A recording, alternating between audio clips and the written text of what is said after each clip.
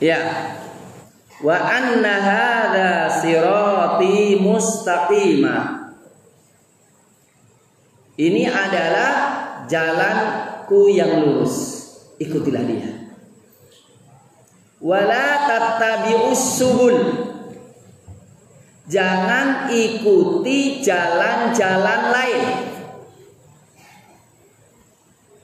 Kalau kalian mengikuti jalan lain selain Islam, fatafarraqu bikum an sabili. Kalian akan berpecah belah dari jalan Allah. Artinya apa? Kenapa terjadi firqah? Kalau sudah mengambil prinsip di luar Islam.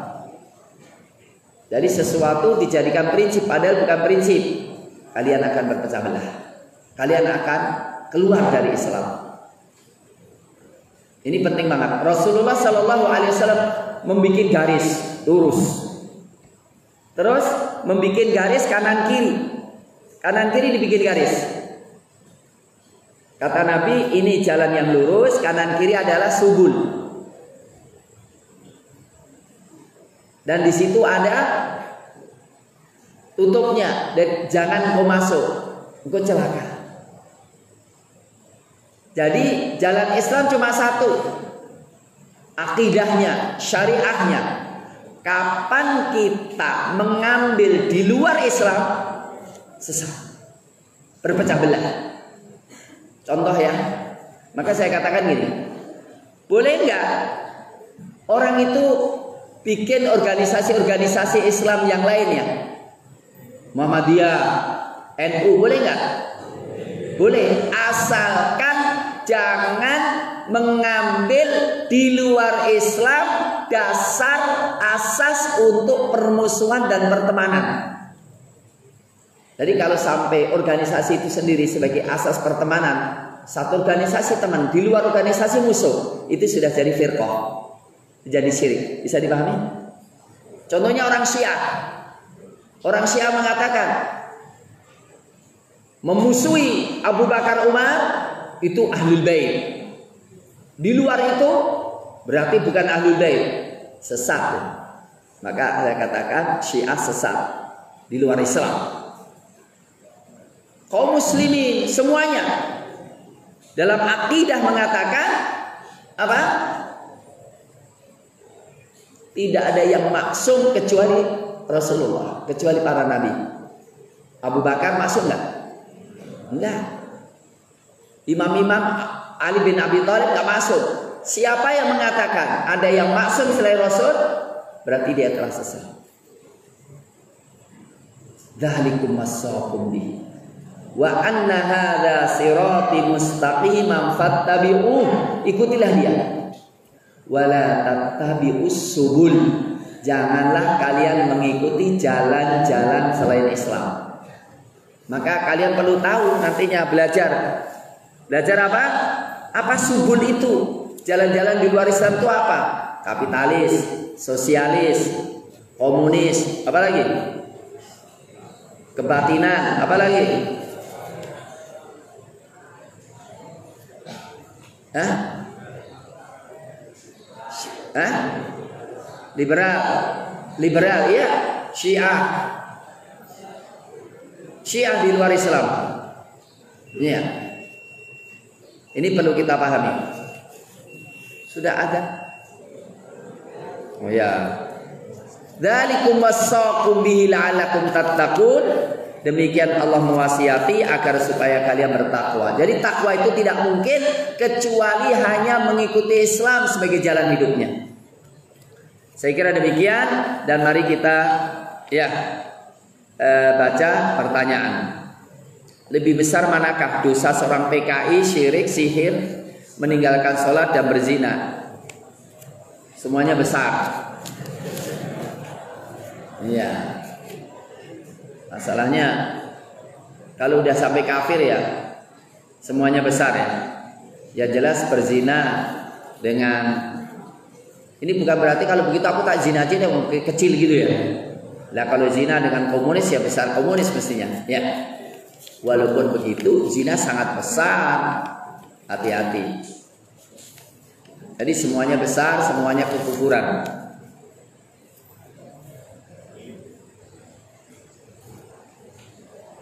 Bagaimana jika kita terlalu cinta dengan seorang, akan tetapi kita belum halal?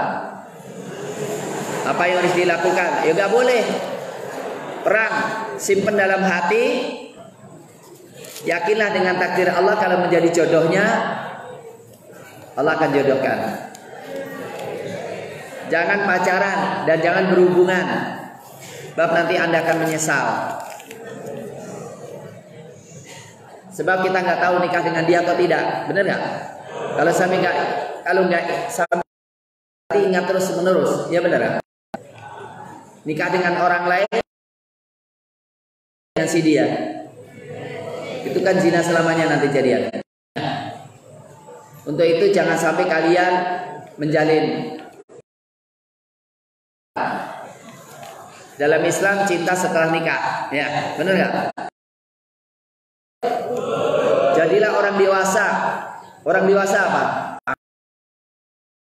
Kalau aku sudah melangkah, usiaku baru 12 tahun.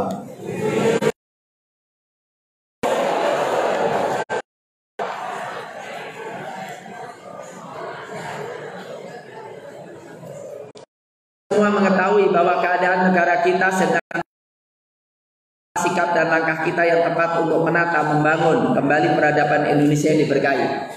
Jadilah kalian teladan. Bisa dipahami? Pondok pesantren tetap terjaga, asalkan kalian komitmen, konsisten memiliki Islam sampai kalian jaga 5 tahun, 10 tahun yang akan datang. Dan nanti banyak sekali pondok pesantren yang keluar seperti kalian akan memimpin Indonesia, insya Allah.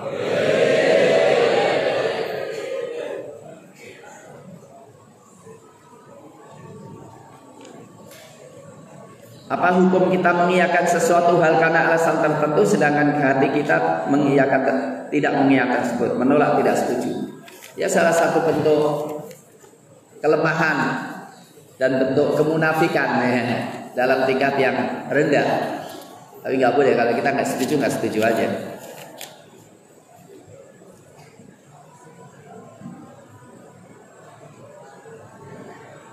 Di zaman sekarang di Indonesia sudah tidak ada lagi hukum cambuk dan sebagainya.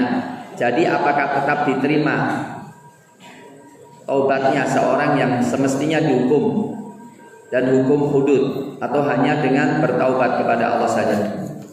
Ya, dengan nangis, banyak infak, mudah-mudahan Allah mengampuni dosanya.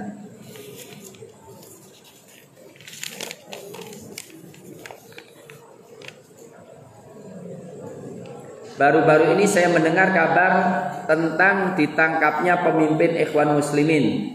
Lalu diberitakan tersebut bahwa pemerintah Mesir merupakan rezim yang kejam. Apakah hal tersebut benar? Ya, Ikhwan Muslimin yang dipenjara pimpinannya meninggal dunia. Ya, Mesir sekarang mengerikan sekali, di mana Sisi yang memberontak, Morsi, itu sebetulnya Yahudi dia. Dia sangat menjilat-jilat Yahudi juga. Iya, pemerintah Mesir memang sangat kejam sekali. Bayangkan aja, yang demo ditabrak, dibakar, kemudian dilindes.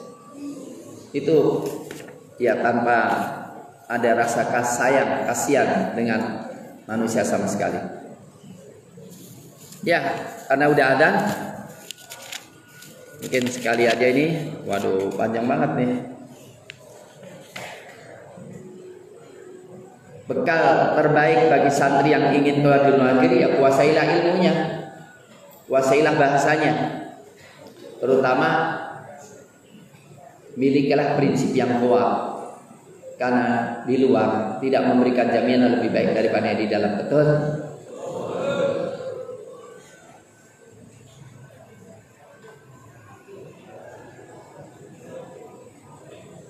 Bagaimana cara memperbaiki minat literasi yang hanya suka membaca novel?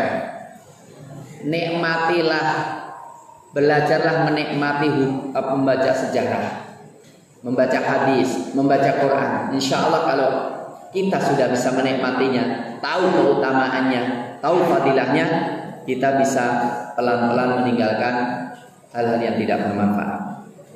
Gara-gara sering baca novel, ya, itu orang yang memimpin di Indonesia itu ya begitu carut-marutnya itu ya. Jadi kalau kalian suka baca buku-buku novel gitu ya, buku-buku cerkam gitu ya, nanti jangan-jangan ikut dia, jangan sampai ya.